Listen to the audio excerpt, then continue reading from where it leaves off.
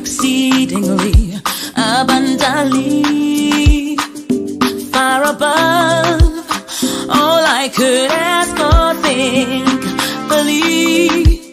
Yes, I believe. You say, I believe that you are able to do exceedingly, abundantly, far above all I could ask or think. I am so excited because the Step Out TV shows are back live on T2I TV. And for those who don't know, Step Out is a series of interviews and motivational segments designed to bring the best out of you and your business. Therefore, we have the following TV programs. Our first TV program, which is our flagship program, dubbed Step Out with Oscar Bimpong, is designed to interview consultants, experts, talented people, and those doing exceptionally well in their communities. The second one is Step Out SME Focus. This is where we interview business owners and showcase their products and services. The third one is Step Out Youth Impact Zone. This is where we interview young people succeeding against all odds to serve as an inspiration to other young people. And the last one is Step Out Authors Corner. And this is where we interview authors to share what their book is about to the world. Join us every week. Like T2I TV on Facebook and subscribe to the YouTube channel. To advertise or for further information, do WhatsApp +44 759 1152 983 or +233 55 580 3924 or email info@traintoinspire.com. T2I TV. We engage, educate, enlighten, and empower.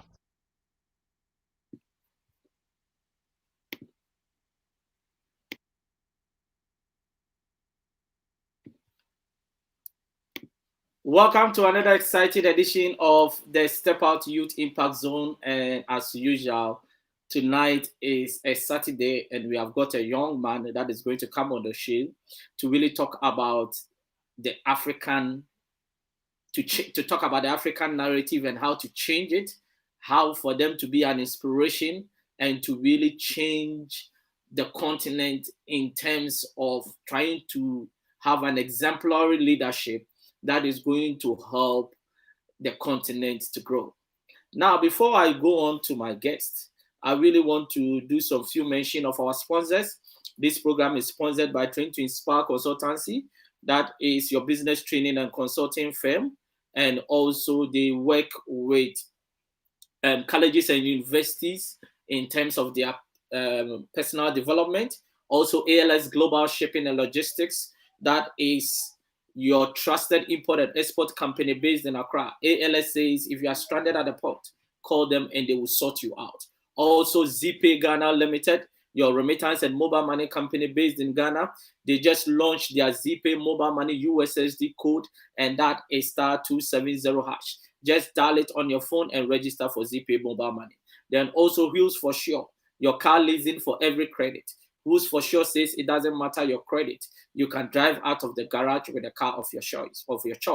When you call Wheels for Sure, just quote T2I 2020 and you are going to get a good deal. If you want to contact any of our sponsors, their contact details are scrolling on the screen. Just take them and contact them. Now, if you also want to sponsor anyone for our show or support what we are doing, you can take the number for Train to Inspire Consultancy and T2I TV UK. And you can contact us and we are going to really work with you. I always say that a lot of small and medium enterprises cannot go to main media to really advertise. Come to us and we are going to work with you. And also we are going to help you to grow your business. Now, Who do I have on the hot seat? This is a young, enterprising man that is changing the narrative on the continent of Africa. He is coming all the way from Kenya, very hardworking. He is a young person that when I see, I have hope for the continent. Why? Because of his vision, his mindset, and his passion to drive change. And who is this young man that I'm talking about? He is a he's a youth advocate, politician. He is an editor of an international magazine, and he is an entrepreneur. He is in the person of Honorable Class Bundi-Kirimi, all the way from Kenya. Please welcome to Step Out Youth Impact Zone, and you are live on T2I TV UK. Thank you. Thank you, Oscar. How has your day been? Very hectic, easy? My day has been hectic. Uh-huh. I first of all want to apologize to our viewers. I just checked into an hotel waiting for my laptop to go live because I couldn't get home in time because I live quite a distance from where I was. So I'm sorry, we'll do this and I promise you to be okay and we'll have a good time and we'll come back again. And Oscar, you are doing an incredible job. I've not seen someone who has invested their lives and resources into the lives of young people like you have done. Congratulations and keep up, sir. Thank you very much for your kind words. And I believe that everyone is born to really bring a level of change in this world. And I believe that is my calling to really impact lives positively and cause people to believe in their dreams and visions and for them to understand that if Mr. Bundi can do it, then they can also do it. Now, let's go straight to business. And our topic for discussion is youth empowerment, leadership, and service. But I want you to tell me about growing up. How was life like?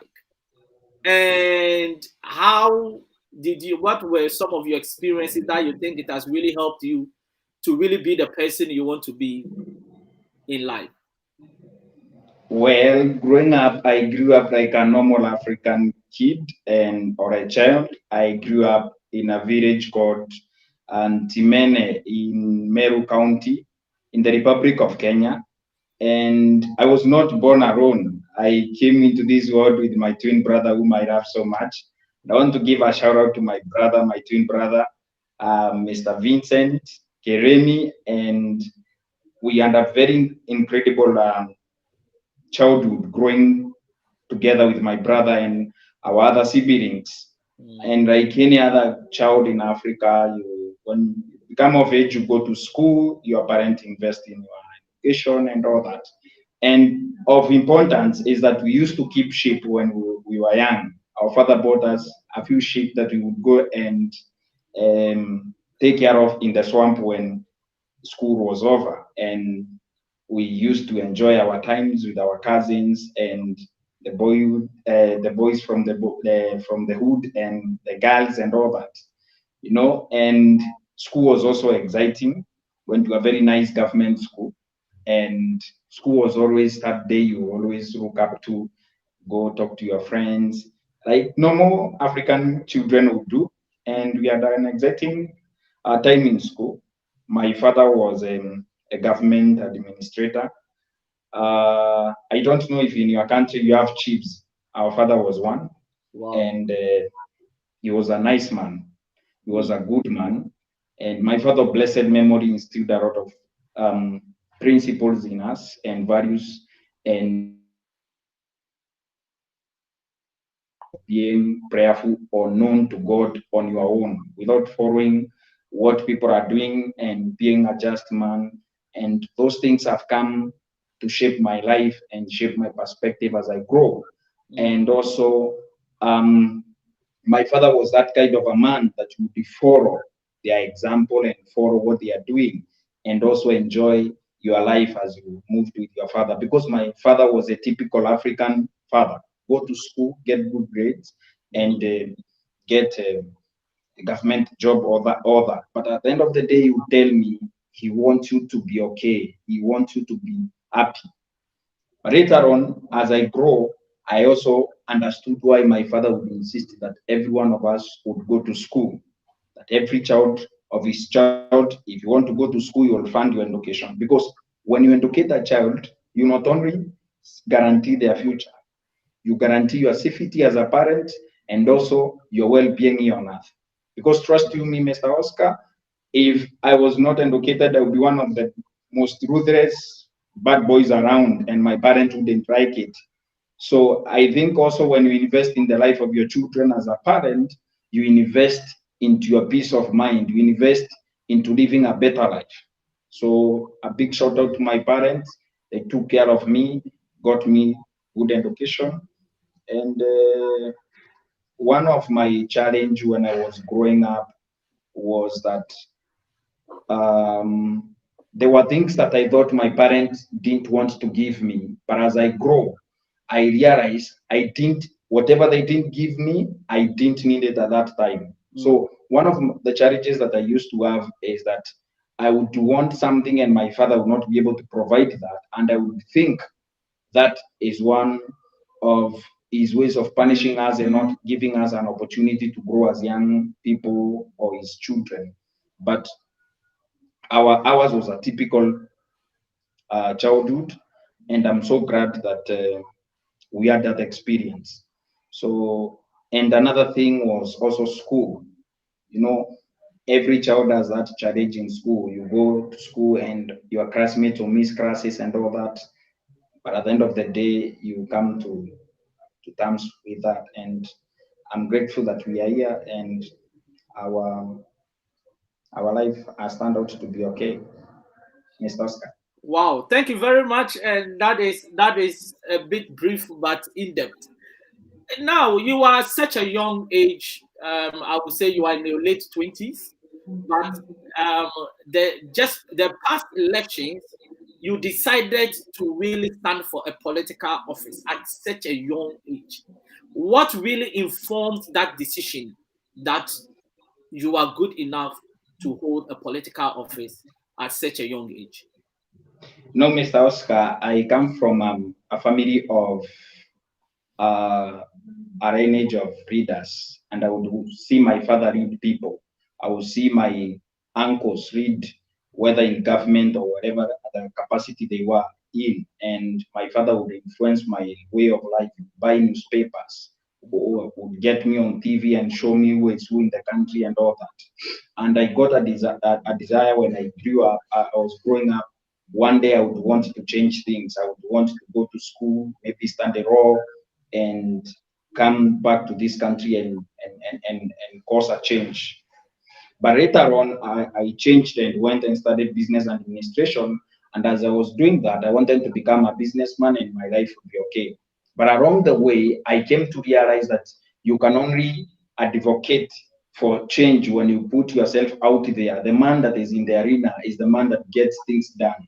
So I decided immediately after my education that I need to go back to my community. I need to go back, organize, and get our people to vote and vote for the right leadership. So when I went back to my village, my father couldn't believe that his youngest son, his favorite son, would run for a political office against his wishes. My father wished that I would run in this coming election that I'm running again, but he didn't wish that I should run in the past election that was in 2017. So my father was under pressure. My father would tell people, my son is a leader. My son can do these things, but his time is not yet. But I felt that this is the time that we need to get out there, organize and speak to people and get things done. And trust you me, I didn't have a car.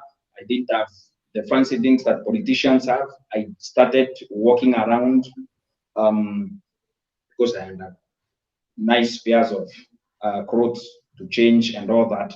I could walk, knock on people's doors, speak to grants, speak to schools, and organize. And I had a whole secretariat that I was running with the little resources that I had. So there's nothing that can stop an African youth or young person to run for office. In the recent US election, there was a young person that was an immigrant that is 27 years old that was elected in a council. in the USA? Mm. What stops you as an African youth, young person, for running here, organizing here, with the same problems that we encounter, with the same challenges that we encounter? Why would we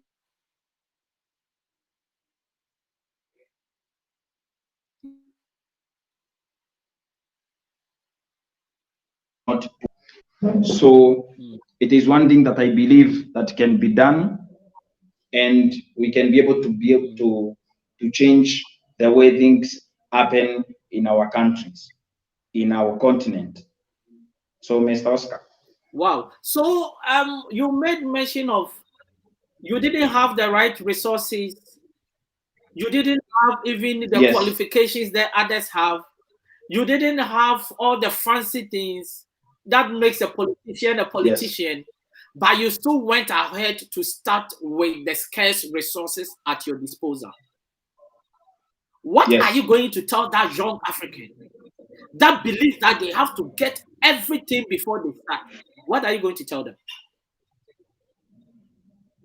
Wherever you are, whether you're from Gambia, whether you're from Ghana, whether you're from Kenya, where I am right now, whether you're from Somalia, get out there and organize, move, and make sure that things are moving in the right direction. Make sure at the bare minimum you can be able to afford the nomination certificate, or you can get an independent ticket and run for political office, because the future belongs to us. The future does not belong to the old generation. We need to bridge the gap between the old and the new, the older generation and our generation. We need to be able to take power from them. There is no one that will give you power on a silver platter. You need to take power from them. And something happened in 2017, Mr. Oscar, when I ran for office. Mm. More people started identifying with my policies. More people started identifying with my leadership. More people started trusting me. People from outside the country started doing business with me. Mm. People started trusting me more, because they can see I can organize things, I can move from one step to another. And I can tell you for sure that we are ended for great things. All young people that ran for office in the last election here in this country are headed for great things. Some went into government, some went into private practice, some continued with their activism. More greater doors opened for them. We may not all end up as elected leaders, but when we get out there, we can meet opportunities at our point of need. For example, if you are a good activist, you can be connected with an NGO that does the advocacy that you are talking about. If you are talking about land issues, there are NGOs that advocate for land rights. If you are talking about human rights, there are so many. For example, in Kenya, we have Kenya Human Rights Commission, Commission, and Kenya Human Rights Agency, where people connect with their passions and dreams. So if you don't organize, if you don't get out there with your retro resources, you don't know what can happen. Nobody knows the future, and nobody owns the key for the future. But the future can be recreated when you get out there and organize. No matter where you come from, you can organize, you can get it done. And Mr. Oscar, I am thinking of getting a continental youth movement to encourage each other and pool resources for each other, and also mobilize resources and seek for donations, and make sure that we support the young people to run for office. And I've started in Kenya. Mm. I sent you a picture today. Yes. Those are young people that I'm organizing. Mm. The other day, I sent you another picture. Those are young people that I'm organizing, and we want to get out there and get things done. Wow. If we can be able to come on this show, 10 of us, I'll bring all of them. Mm.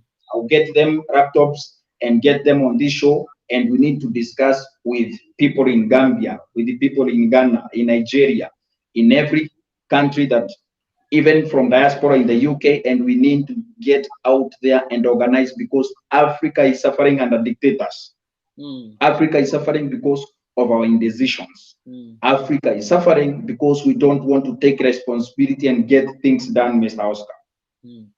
Wow, wow, wow. This is getting interesting, and trust me, I'm really enjoying this. But there is one statement that you made that I really love, and that is the young people should go out there and start. And you also mentioned that when you started, more doors have really opened for you. It means that when you don't start, nothing moves, right? Yes. Wow, wow. And remember, Mr. Oscar, let me add this before we forget. Stacey Abrams ran for office, and she was the minority leader in Georgia state. And from there, she ran for office of the governor. She didn't make it, and she went on the ground and started organizing Georgia. For the first time, Georgia has turned blue Mm, because of one woman. Of course, there are so many teams, but all those teams have coalesced by Ida, and Stacey Abrams has delivered Georgia. Mr. Joe Biden can attribute his success in Georgia to Stacey Abrams. mm, Stacey Abrams has been organizing, running organizations. There's nothing that stops us as Africans. Nothing stops us from doing what people are doing, organizing, getting people to vote, and doing community empowerment. mm, For example, if someone gets out there and donate $100, there's nothing that stops me from donating 10, 20, $30 and getting Africans into office. mm, And trust me, we can do it. People are doing it across the world, and people are doing it right here in Africa. And let me remind you, the more I get out here, the more I engage, the more I talk to young people, the more doors open for me. If I confine myself in my local village in Meru County, in the Republic of Kenya, people from Ghana, people from Gambia, people from Egypt, people from South Africa, no one will know about Douglas Bundi-Kirimi. Trust you me. mm, Young people should go out. My clarion call is get out there, start organizing. Let us meet you at the point of your need. Let us meet you pursuing your vision and plans. Let us see a young people that is organized. Don't just wish it. Get out there and get things done, folks. mm. Wow. So, what lessons did you learn in terms of pursuing that political vision after you've lost? What lessons did you learn? One of the greatest lessons I learned when I ran for office in 2017 is that one thing that you'll never realize when you are outside is that you think politics is a game of old folks and corrupt people and drug dealers and all that. But politics affects every sphere of our lives. Mm, Politics affects the way we do things. For example, most of the people, I have no internet problems here. The only thing I have is logistics problems because my laptops has been misplaced and all that.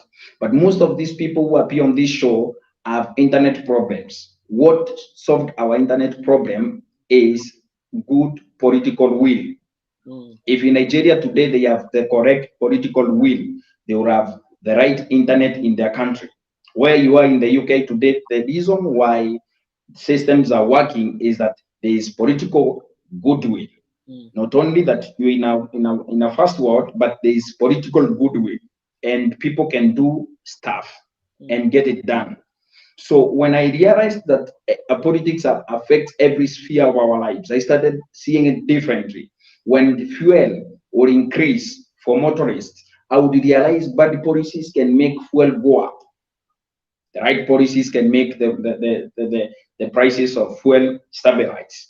I realized that the kind of education we receive is as a result of politics. Politics is at the core of our businesses. Politics is at the core of our homes. Politics is at work. Politics is everywhere. Politics makes us move and do everything that we can do, especially in democracies and especially in our countries and in this world. mm, For example, the win of Joe Biden today might make the stocks to go high or make them go low. mhm, We'll have to see that tomorrow.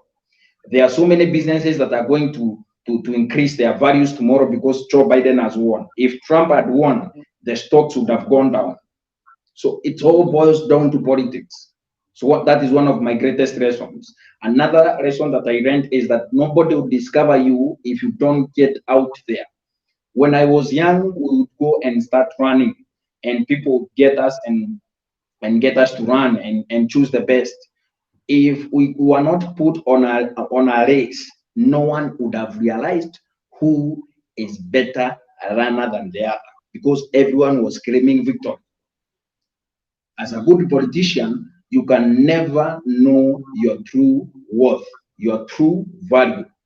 Your true value means where voters praise you. Because every politician thinks that they are the best and they are going to win. Until you are put into a context, until you are tested and tried, you will never know your true value as a politician or even as an individual.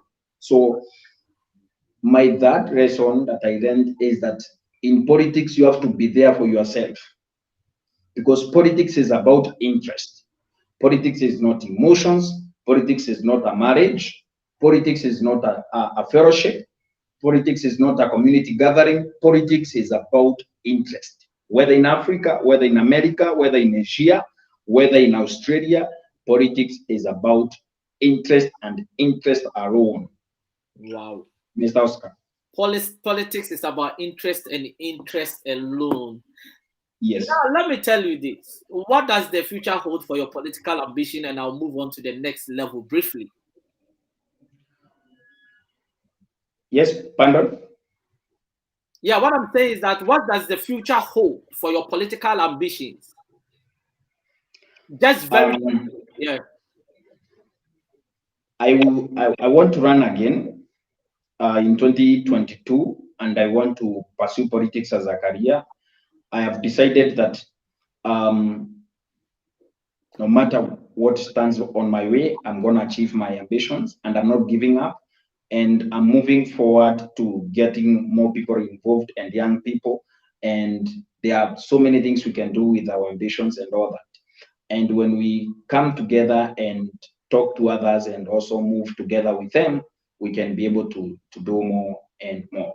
So politics that is centered around an individual is not politics that is going to grow the continent of Africa, and it's not the true Pan-Africanism that we talk about and that we anticipate.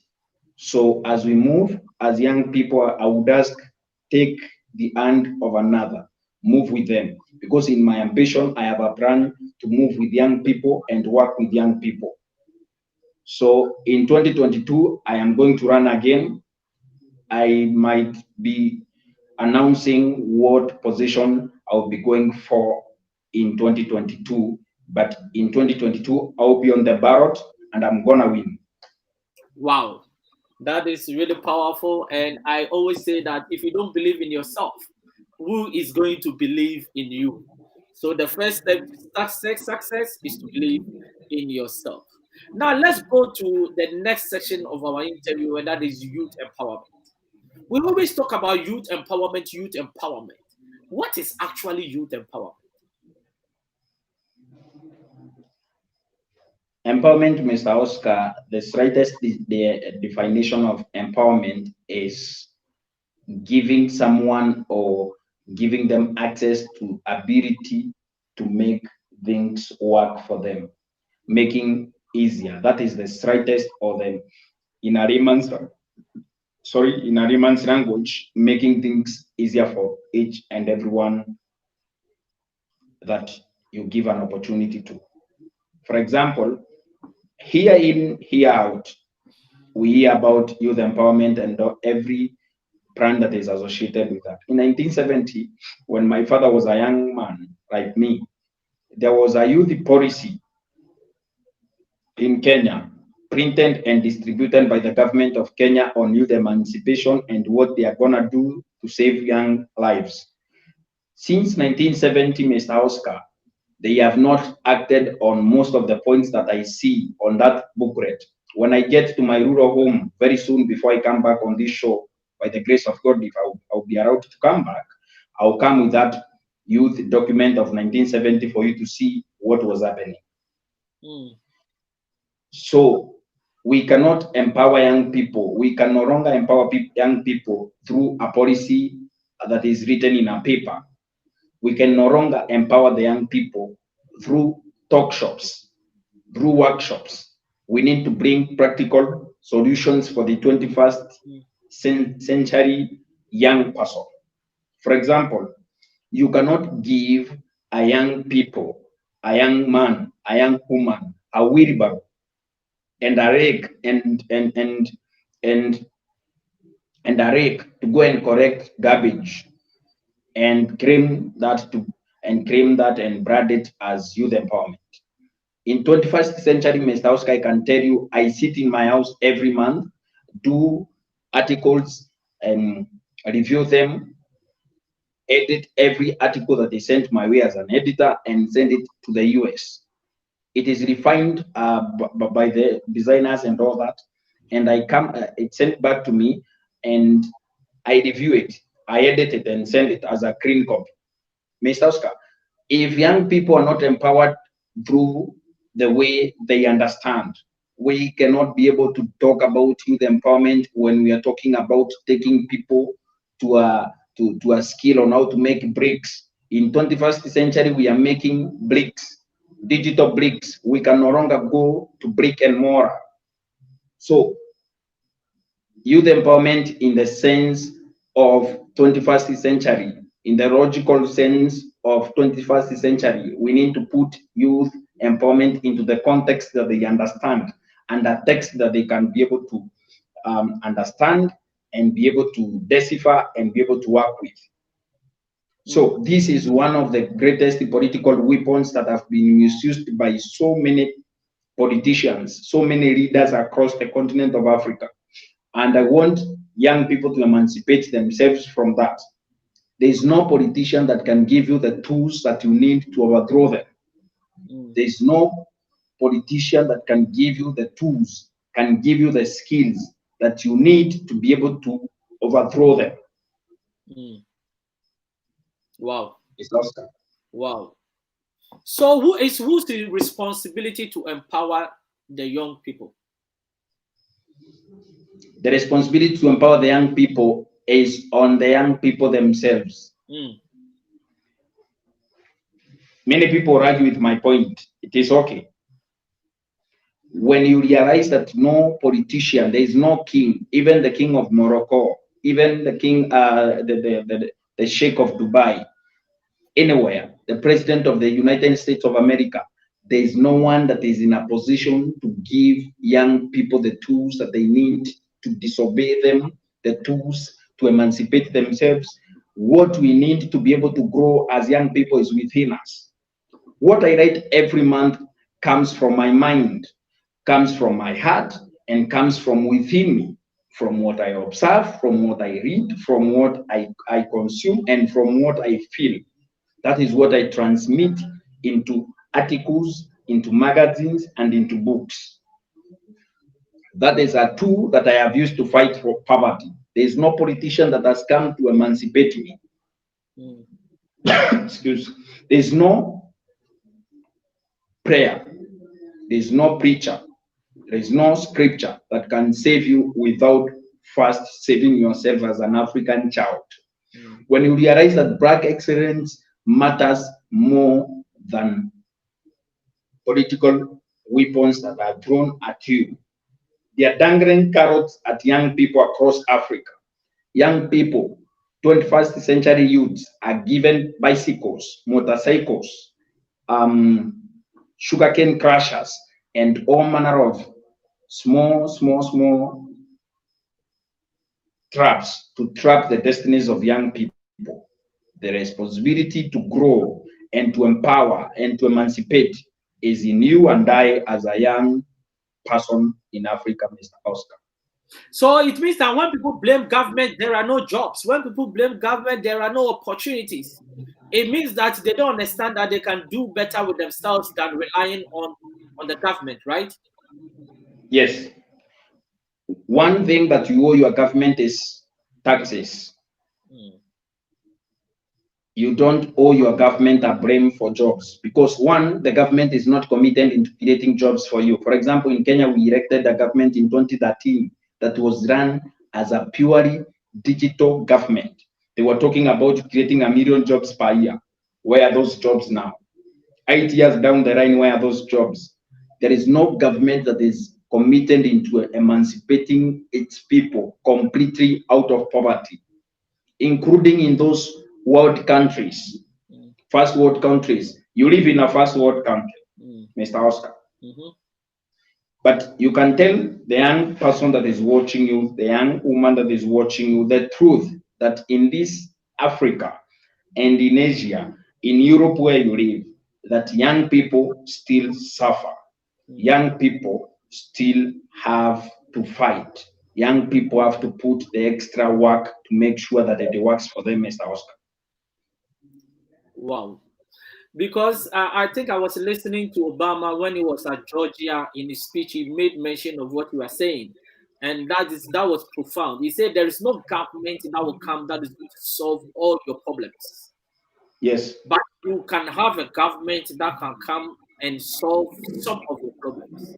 And I believe that was a profound statement. So if young people are thinking that governments are going to really solve all their problems, then that is a big lie. Meaning that if there are no jobs, you need to create jobs for yourself. If there are no opportunities, you need to create opportunities for yourself. Because sometimes if you wait for them, you wait forever, isn't it? Mr. Oscar, when we talk about the issue of jobs, young people will think that people, you have arrived, you have a big job, you have money, and all that. No. When we talk about that, we talk from a place of experience, from a place of pain, from a place of understanding that the government is not created to solve your problems. One of my mentors told me, when you wake up thinking about others' problems, you're the problem. He told me, no one wakes up thinking about your problems. You need to wake up and also you're aware and join the 1% in the world of people who don't struggle as you are doing. He told me, including the government, no one wakes up thinking about your problems. Why? It is because the government is thinking about its own problems. So why are you taking more problems to government? Wow. That is quite interesting, isn't it? And we will talk about how young people can emancipate themselves and create jobs for themselves. I'll share my book free of charge on this show and let young people create jobs for themselves. For example, I can move around, do meetings, and meet people as much as I want because I have mastered what to do. For example, if I sell my book today, $30 or $20 each copy, or $10, sell 3 copies or 5 copies per month. That is enough to buy me food when I do meetings in town. When I get paid as an editor, that money is enough to pay my bills here and there.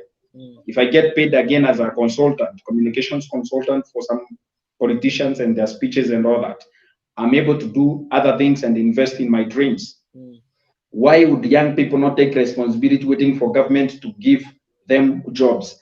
And when you check, for example, cross-check across Africa, the only thing the politicians are doing is to make sure that young people are receiving wheelbarrows, young people are receiving shrasas, and young people are receiving salon equipment. Imagine a graduate receiving salon equipment. Yes, you can argue with me, they need that salon equipment for and when they have nothing else to do. But is that the best that they can be? Is that the better or the best that they can be? Is that the education that took them to school? Why, as Africa, why are we accepting to be third-class citizens when we can be first-class citizens? It's all about the mindset, isn't it? That means the mindset needs to change. And who is going to drive that mindset change anyway?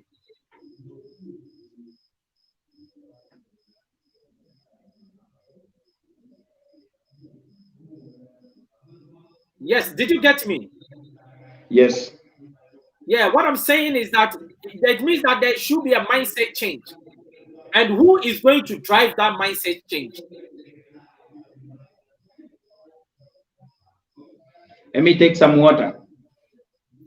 Let's continue, man. Let's continue.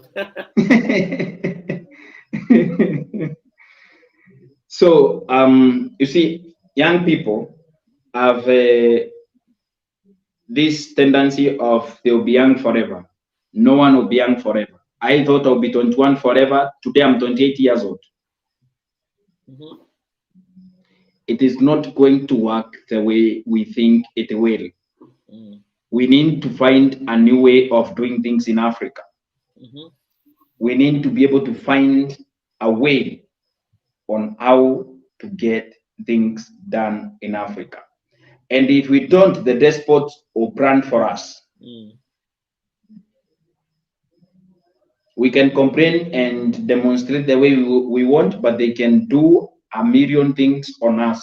If we don't organize, they will organize us. If we don't plan, they will plan for us. Wow. Wow. Now,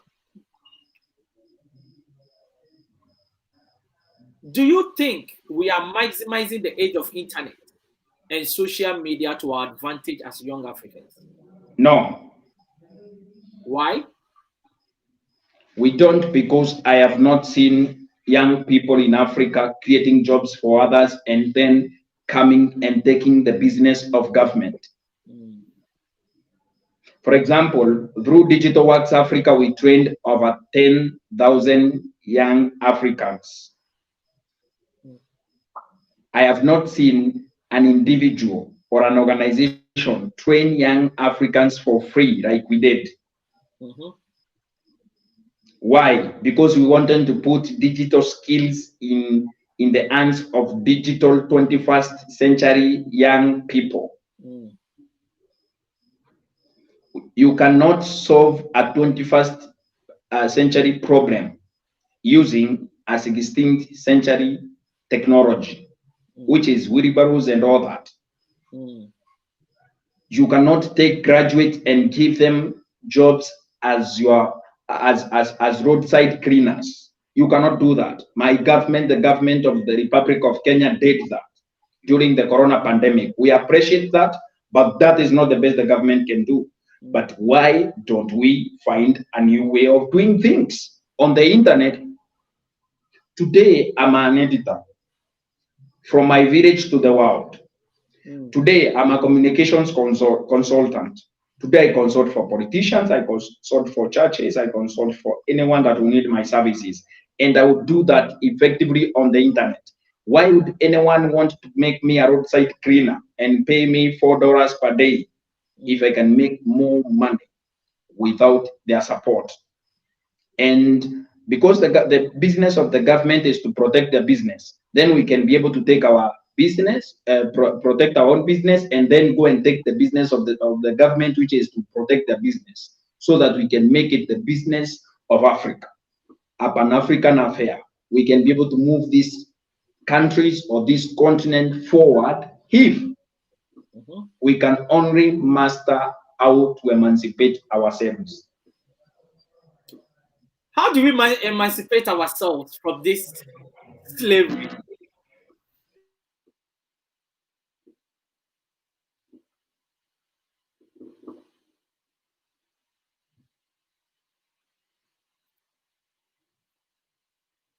I think we're having a bit of challenge with our guest. So we will go for a quick commercial break, and when we come back, we are going to continue.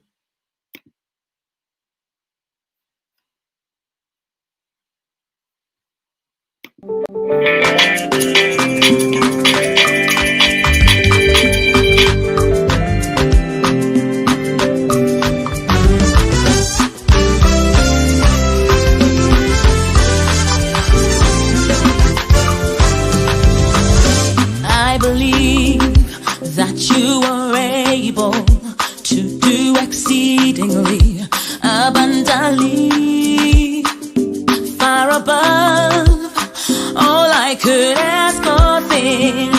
Believe, yes, I believe. You say, I believe that you are able to do exceedingly abundantly,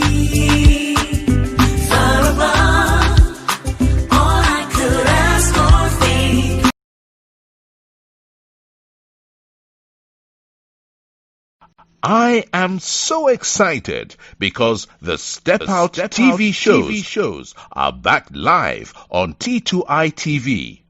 And for those who don't know, Step Out is a series of interviews and motivational segments designed to bring the best out of you and your business.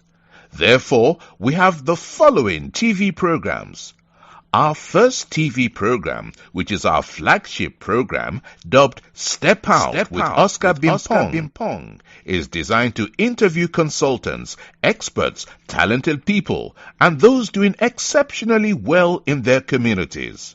The second one is Step Out SME Focus. This is where we interview business owners and showcase their products and services. The third one is Step Out Youth Impact Zone. This is where we interview young people succeeding against all odds to serve as an inspiration to other young people. And the last one is Step Out Authors Corner. And this is where we interview authors to share what their book is about to the world. Join us every week. Like T2I TV on Facebook and subscribe to the YouTube channel. To advertise or for further information, do WhatsApp +44 759 1152 983 or +233 55 580 3924 or email info@traintoinspire.com. T2I TV, we engage, educate, enlighten, and empower. Welcome back. We had a bit of technical hitch, but we are back to continue our discussion. And I want you to ask the last question. Sorry. Yeah, I think we had a bit of technical hitch in terms of internet. I always say that Africa internet, it might be good, but we always have to improve it. Internet is an issue on the continent of Africa, and there is no way we can succeed without sustainable internet.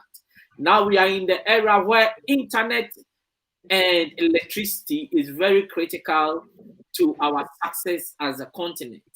And if in today's generation, and trust me, since I've been doing this internet, one of the challenges I've been having whenever I'm doing interviews on a continent is that we will always have an internet that is frozen or an internet that is going to go off the screen. And I think these are some of the things our leaders, they need to address, that we cannot continue on this tangent where young people in Europe and America are making money on the internet, but the young person on the continent does not even have a sustainable internet. Then how can we really succeed? And I think this thing, I'm always saying it, that the internet on the continent in this 21st century needs to be improved. Now, welcome back, Mr. Douglas Kirimi, and we would like to continue our discussion. Thank you. Now, I was talking about how can we emancipate ourselves for us to have the right mindset, to be empowered, and for us to achieve our goals. For example, Mr. Oscar, young people need to be able to know when to let the center go. The center can no longer hold. The promises can no longer hold. The lies that they have been said, the script is tired. The script is no longer appealing. And young people need to know that time is up. Time is gone when we could rely on government. If we cannot rely on government to provide stable internet across Africa, including in our own individual countries, why would we trust that government are going to create jobs or opportunities for young people?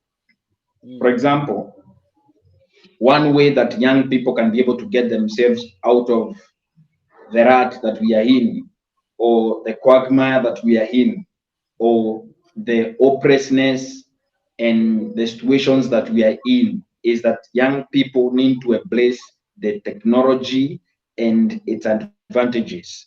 For example, in 1980s, when my father was being employed, or 1990s, when I was being born, on early 20s, when I was going to school, there was a difference, a big, huge difference. I wouldn't be able to aspire to become an editor from my village, but I went on, started as a writer, and ended up as an editor. Why did I end up as an editor when I couldn't have made it to our national newspaper, even as a contributor? Because I bridged the gap using the internet. There are so many people out there who need content. How can you create captivating or great content? For example, a TV show like this requires great content contributors or content creators, as they are called. This kind of a television show can be able to hire and pay a lot of dollars, thousands and millions of dollars per month. How can you tap into a 20 or 15% of what Step Out show can do or can pay or can consume? You don't have to take the whole cake. How can you access a piece of Step Out show or Mr. Oscar as an individual? Because you'll need a lot of content, and you do every time, in terms of correcting data, in terms of what shows and what areas needs to be discussed, and who to interview, who are they, and all that. Young people can tap into that market and be able to get themselves out of the rut. Again, you're a very knowledgeable man who has written many books. Why would young people not replicate what you have done? In law, replicating what you have done without copying word by word is not a crime. I teach people this principle. Replicating what people are doing across the world is not a crime. If you find people are selling yams, if you find people are selling maize, if you find people are selling beans, if you replicate that kind of a business in Ghana from Kenya, nobody will beat you up. If today I'm an editor for Fearless Lifestyle magazine, there's nothing that stops you from writing Step Out magazine every month and sell it as a regrettable magazine, because ours are regrettable magazines. There's nothing that stops you as a young man from writing speeches for your politicians in Ghana, in Gambia, in Nigeria, in Mali, in UK. There are so many politicians that are making a lot of mistakes every day, including their speech. You can be able to make a lot of money from the internet by tapping into digital skills that can amplify the skills that can be found, or talent that can be found in you. Because, Mr. Oscar, we can no longer stand still and watch Africans suffer under the hands of politicians and suffering and being given handouts. And that is one of the impediments for progress of young leaders in Africa. Young leaders want money. They want big money that big boys have so that they can give handouts. When you don't give handouts in Africa, you cannot survive in the political terrain. It is too tough for you. You're beaten. It's a jungle. Wow. I'm really enjoying the discussion because it looks like the young people are asleep, isn't it? And that is what one young person that I really interviewed, he said. He said people Sorry, say, excuse me, Mr. Oscar. I cannot say young people are sleeping. I cannot say. The young people, I can use this term, the young people have not been opened their eyes because their leaders and anyone that is ahead of them don't want them to open their eyes. For example, I saw a very nice book that you have written, Kingdom Clientele. Why can't I replicate that book and write it as Marketplace Clientele and sell it? $10, $20. That there are so many people out there who need content, like I said, they need to be told how their businesses are moving on. For example, I contribute for a dating magazine, a rebrandable magazine also. A rebrandable magazine, Mr. Oscar, for the sake of our audience, a rebrandable magazine is a magazine that I can write as Fearless Lifestyle every month, but you can buy the private label rights for that magazine and rebrand it as a Step Out magazine every month. Wow. So why can't I replicate your book that is Kingdom Clientele into Marketplace Clientele or Betting Scene Clientele? So it means that we are not really opening our eyes to. We are not. For example, I can write a book with a title, How to Make Marriage a Miracle. There are so many women out there who are struggling with their marital problems. You can give an advice, even it's pro bono. No, not pro bono. Even if it's a novice advice that you are giving, people can pay for anything that you want to out there. You may not necessarily write an ebook. You can write, if you are a nice cook, you can write a nice recipes and sell them online. Sell to your friends on WhatsApp. Come on this show, market yourself, brand yourself, and get on there and do stuff. For example, today, there are so many young people who are running for office and they are willing to give small monies for their accounts to be managed by professionals and all that. Social media management is a big business and young people can only receive a small money, 1,000 naira, 200 cedi, 400 cedis, or Kenya shillings, and do small jobs. Don't do small jobs. Get a contract and do it as a professional. Bloggers are earning a lot of money. There's a woman in Nigeria called Rida Ikeji. I think that's her name. She's making big money. She's a big boss now. She's making boss moves. When she started a blog many years ago, no one thought that she's going to smash it big on the marketplace. Today, Mr. Oscar, that the host of my show, started doing trainings as a consultant. We didn't anticipate that one day you'll be owning a platform where you can be expressing ourselves, frustrations about government and all that, and our solutions as young people for our generation and this continent. He's a great author. He's written several books, and some of you who have not bought those books, please buy them. Maybe you can put a screen there. Yeah. Buy his books and run from him. He's written books that you can go and tap out there, and nobody stops you from selling your book. You can sell it for free. For example, I have data in my phone that I'm even using to do this show, this interview. That data, I can transform it into marketing data. After I've written a book, I can market it on my WhatsApp status and nobody will beat me up. Yes. I can even talk to Mr. Oscar and tell him, Mr. Oscar, can I sell your books and give me 10% commission? You are losing nothing. You are using your data, data that you could be chatting with small girls here and small boys here and there, talking about how government, there's no jobs and you still want to talk to a woman with no money. No romance, no money. So, no money, no romance. So, there are many things you can be able to do on the internet and make money. And let me tell you, there is no politician that can hold you hostage when you have your own money.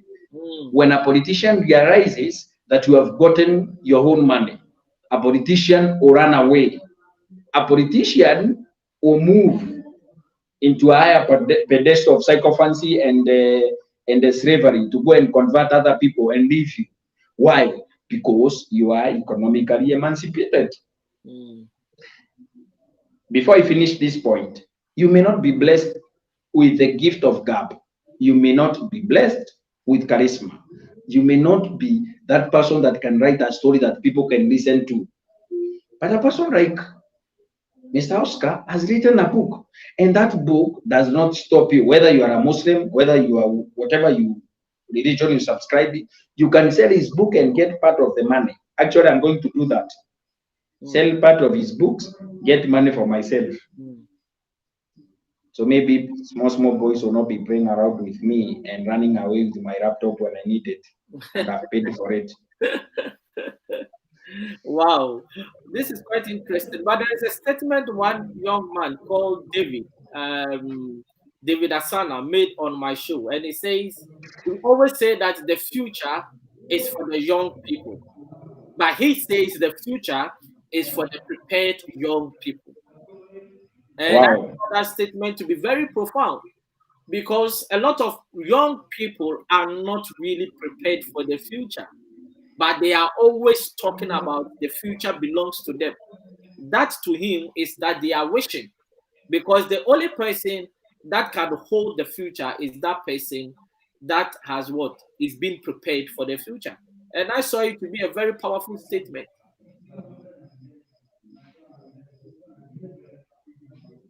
Wow. Yeah. So let's move on.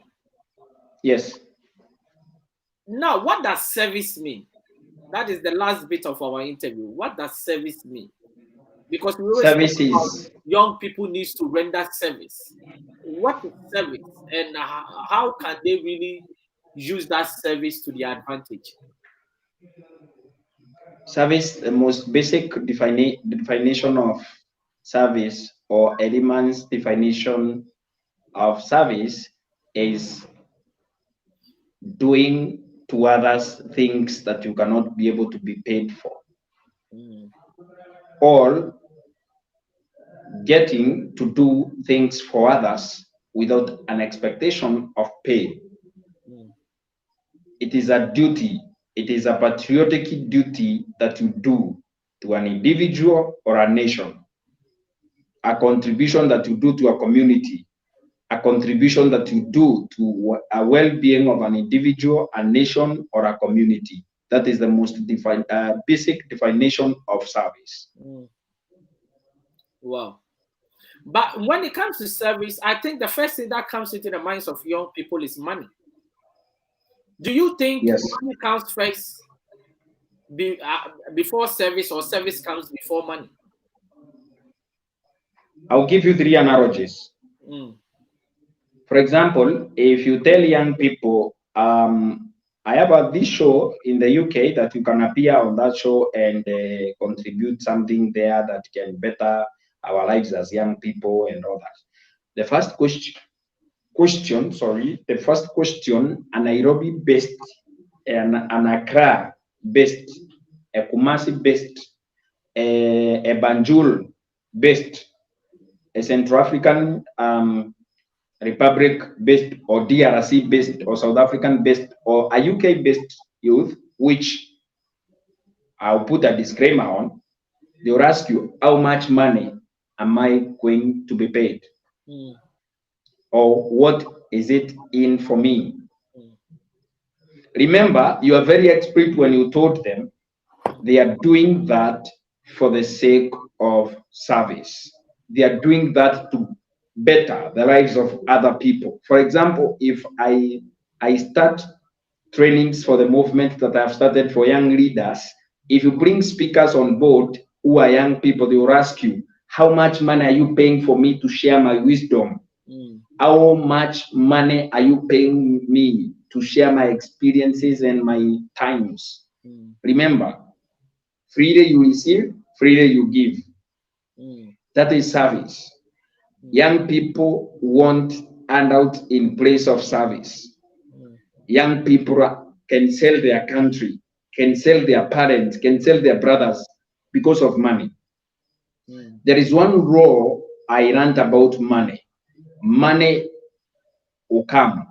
You invest money, you spend money, you stay with money. Whether you stay with it, invest, spend, money will come and go. You will not be liquid forever. So even the billionaires we see today, they walk into the bank, pick an overdraft. Walk into a bank, pick a loan. Why? If I knew I had enough money, I wouldn't go for a loan. mm, But they will go for a loan, invest that money, go for a loan, take school fees for their children, and all that. But young people need to embrace that culture of doing things for their communities, for their nation, and for others. Jesus said, he that wants to be the greatest of all needs to be the servant of all, needs to serve others. We need to inculcate the culture of service into our young people. We need to be able to get our young people on board and teach them investing into their community. For example, if your classmates today do a party in your village, how many of you can show up? If your community today needs to build a library, I saw a friend of mine in Ghana. He flew from UK to Ghana and they were building a library. How many of you can make a sacrifice like that? A community library. You can talk about anything that you want. Maybe government can come and do all that. And yeah, it is true, but your community needs your expertise. For example, my community needs my knowledge on digital wealth creation, on digital income creation, or digital jobs creation, or skills that can put money on the table. What used to put money on the table for my mother as a housewife in 1980s can no longer sustain a housewife in 21st century, Mr. House. Yeah, that's really deep. What used to serve my father in his time in 70s cannot serve me in 20s. Mr. Oscar, there are so many people out there who cannot organize 5 women and teach them home making skills. For example, there are people you can teach how to bake bread and how to bake cakes, and they can teach other women, rural folks, and also teach them in groups and all that. There are some women are organized everywhere, whether in Kenya, Ghana, everywhere, even in the UK, women are organized. Why don't you devote time and teach them your expertise, including if you are a barber, you can teach your women folks in your rural home how to do that. If you are a banker, why don't you teach them the best table banking concepts around? Table banking is a concept that is used in Kenya. I don't know if it's used anywhere else, where women can pool their money, but the bank has put systems so that bank officials can come and teach them the importance of saving, the importance of taking loans for their own advancement. The founder of Grameen Bank, Muhammad Yunus of Bangladesh, when he came up with the Grameen Bank microfinance model, women would come together, borrow money, and guarantee money for others so that they can borrow and bring the next market day or the next meeting day. Then a bank official will come there and certify the documents and take the documents with them to the Grameen Bank. And that's how the Grameen Bank or the microfinance disruption came about.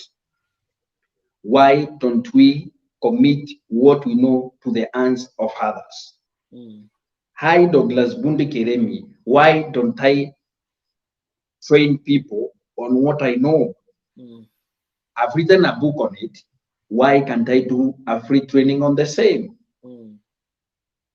I have done my quarter in Africa. I have trained over 11,965 young people across Africa. 11,965 is not a small number, but still it's not enough. I don't think there is a beneficiary on this show now because that is not enough. Why do we charge service when we can do it for free to emancipate our world, our communities, and our nation? For example, service to your country is a patriotic duty.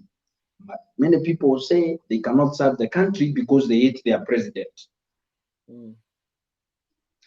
For example, here in Kenya, you cannot serve your nation because you hate President Uhuru Kenyatta, who you didn't elect. In Ghana, you don't want to commit to helping young people secure jobs on the digital marketplace because you hate President Nana Akufo-Addo. I think that is his name. Yeah, Akufo-Addo, yeah. Because you hated President Kufol or Jerry Rawlings or the other president, John Mahama Dramani, you cannot help your people in serving your people. For example, if you do a free training, free chicken rearing project in the village, train young women on how to do that and everything, then sell them the chicks from your farm. That is service. Mm. The basic definition narrative that we can draw from the word service is moving out of ourselves and getting to be a servant to others and growing and moving others from one place to another. Wow. If your nation today receives your contribution, if your community receives your contribution, it cannot remain the same again. And young people are running from that. Everyone wants to judge. If you call a friend of mine today, or you call your friend today, they will ask you, man, how much money am I going to make? You know, I charge a lot of money. I don't have time for free things. I don't do pro bono things.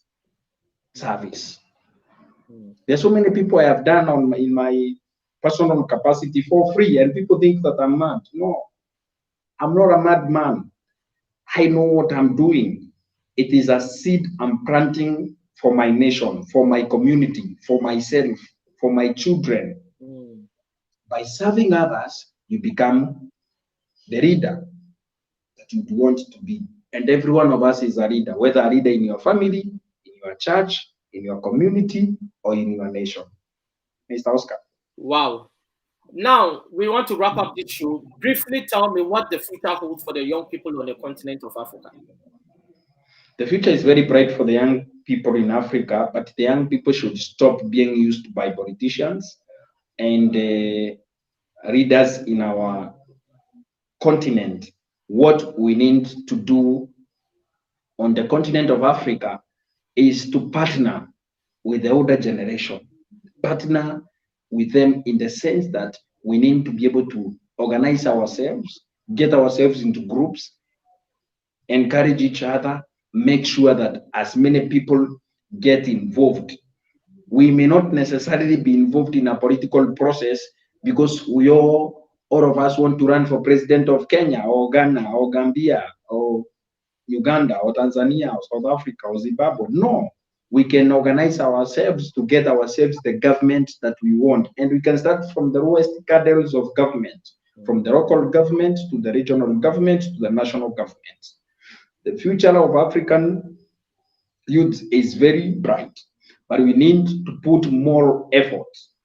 That may not necessarily mean a lot of resources, but it can also mean a lot of resources. Resources does not mean money, but it can also mean money. So we are not crossed. Our minds are open as young people in Africa, and we are going to lead from the front. So viva to the undying and the defiant spirit of African youth. Wow. This is really powerful, and trust me, I really enjoyed this discussion. And thanks very much for your time. But before I go, let me just give free mention of our sponsors. This program is sponsored by Train to Inspire Consultancy. That is your business training and consulting firm.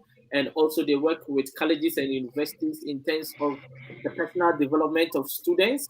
Also, ALS Global Shipping and Logistics, your trusted import and export company based in Accra. ALS says if you are stranded at the port, call them and they will sort you out. Also, ZPay Ghana Limited, your remittance and mobile money company based in Accra. They just launched their ZPay mobile money USSD code, and that is *270#. They say dial it on your phone and register for ZPay mobile money. Then Wheels for Sure, your car leasing for every credit. Wheels for Sure says it doesn't matter your credit, you can drive out of the garage with the car of your choice. Please quote T2I 2020 when you call Wheels for Sure. If you want to contact any of our sponsors, their numbers are scrolling on the screen. Call them and they will sort you out. Also, if you want to sponsor any of the shows, the number is scrolling on the screen. That is the Train to Inspire Consultancy number or the T2I TV UK number. Just take them, contact us, and we are going to work with you. Now, Mr. Douglas Bundi-Kirimi, welcome once again, and thank you for your time. Thank you. Your last words to everyone that is watching us.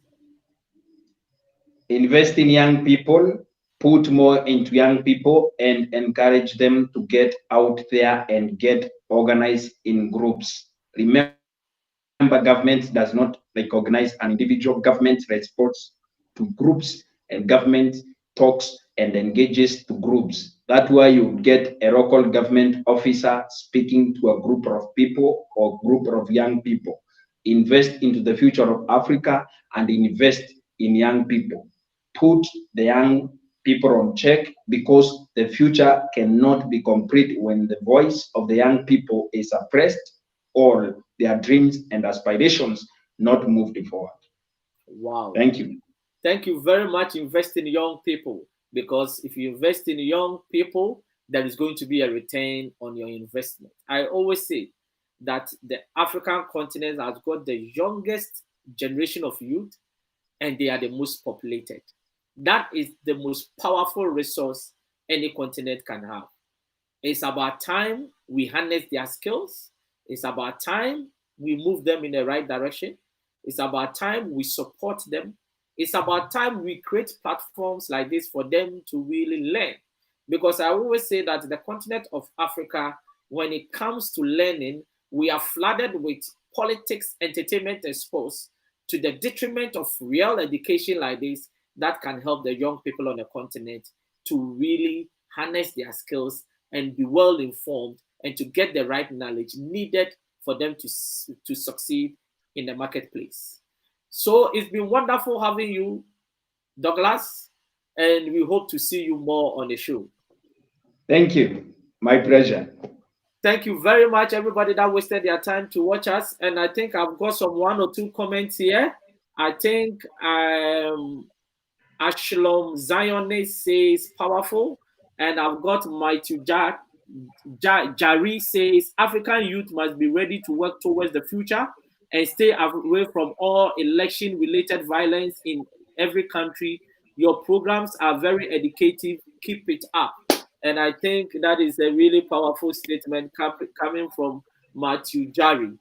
Thank you very much, and God richly bless everyone. See you once again on Tuesday. On Tuesday, I'm looking forward to interview 2 young people they are under the age of 13 years, and I'm working on it to get them on the show. One is coming all the way from Kenya, and another one from London. I'm hoping that I get them to come on the show on Tuesday. So don't miss the doubt. They are very inspirational, young entrepreneurs at that age, making a difference both in diaspora and on the continent. So see you guys, and see you on Tuesday. Thank you very much, and God richly bless all of you.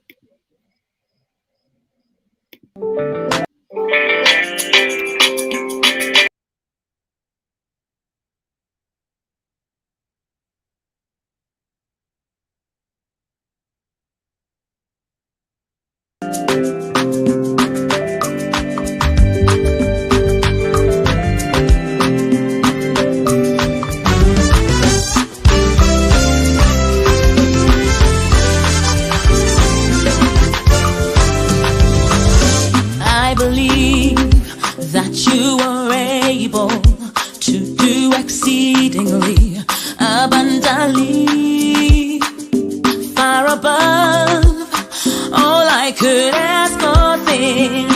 Believe, yes, I believe. You say, I believe that you are able to do exceedingly abundantly, far above all I could ask or think. I am so excited because the Step Out TV shows are back live on T2I TV. And for those who don't know, Step Out is a series of interviews and motivational segments designed to bring the best out of you and your business. Therefore, we have the following TV programs. Our first TV program, which is our flagship program, dubbed Step Out with Oscar Bimpong, is designed to interview consultants, experts, talented people, and those doing exceptionally well in their communities. The second one is Step Out SME Focus. This is where we interview business owners and showcase their products and services. The third one is Step Out Youth Impact Zone. This is where we interview young people succeeding against all odds to serve as an inspiration to other young people. And the last one is Step Out Authors Corner. And this is where we interview authors to share what their book is about to the world. Join us every week. Like T2I TV on Facebook and subscribe to the YouTube channel. To advertise or for further information, do WhatsApp +44 759 1152 983 or +233 55 580 3924 or email info@traintoinspire.com. T2I TV. We engage, educate, enlighten, and empower.